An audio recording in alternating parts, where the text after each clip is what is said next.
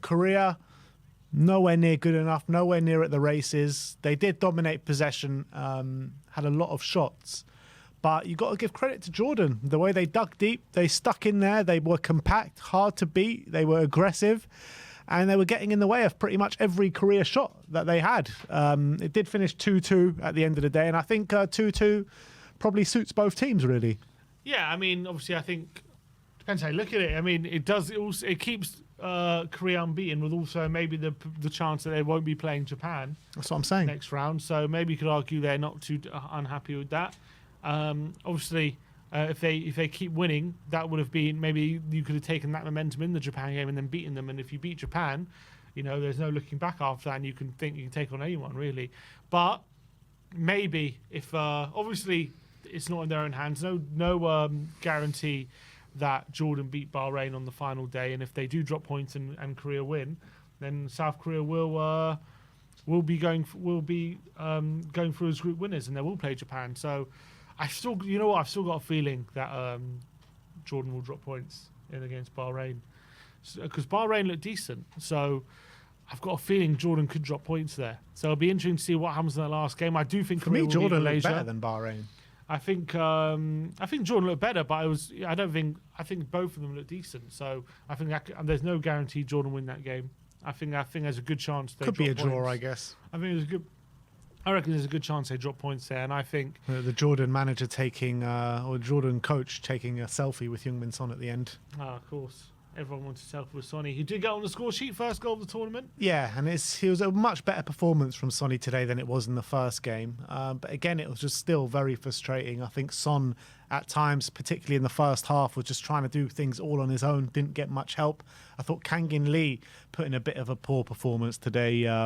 He was very anonymous in the first half. Second half, he was getting more on the ball, trying to make stuff happen, but just so many sloppy passes, loose touches, not that much pressing either. So I think it was just a poor performance all round from Korea. Got to put it down to a bad day at the office, because it was just everything just seemed a bit disjointed today, didn't it? I think in the first half more so. I think they did get their act together a bit in the second half, and they were much better, and they really dominated that second half. Like first half, they just allowed Jordan into the game. They allowed them to have a lot of possession. They allowed them basically to control the game in that first half. It wasn't the same in the second half. I did feel like they were more aggressive, and they put Jordan under a lot of pressure. But unfortunately, it was too little, too late. They only got the goal in stoppage time, and they weren't able to really able to create a good quality chance right at the end. I did feel like they were much more in the game in that second half, and they were much more on top, and they'll be happier with how they did things. I think their passing wasn't as bad in the second half as it was, and I thought there were some good things happening in and around the penalty box, but unfortunately wasn't enough in the end, and it will be a frustrating result, and I think a really poor first half really cost them. Yeah, but even being 2-1 down at half time, there's more than enough time to get back into that game in the second half, and they did play a bit better, and they were on top, but still didn't create those clear-cut chances, didn't carve Jordan open enough to go on and win that game. There were a couple of chances in there for Cho. I thought he was really disappointing today, really frustrating. There were chances for him in there to score, and he just wasn't good enough, and I think he was taken off, and rightly so.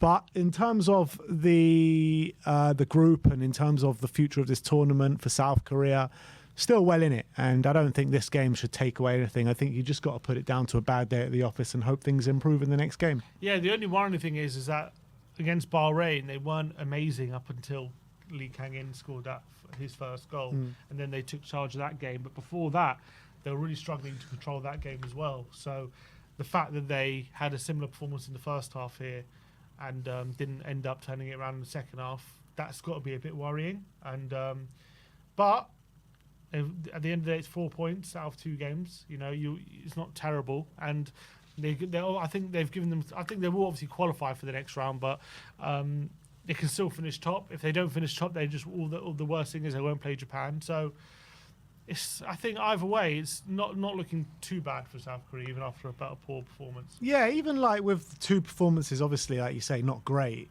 But sometimes you just have to ease your way into tournaments and play yourself into form. And, the longer you go into the tournament and the better you play, it's better to start off slow and increasingly get better than the other way around. Because we've seen teams before in tournaments, whether it be World Cups or Euros, start at a million miles an hour and then go out early. And then you've also seen teams kind of ease their way in and then end up winning the tournament.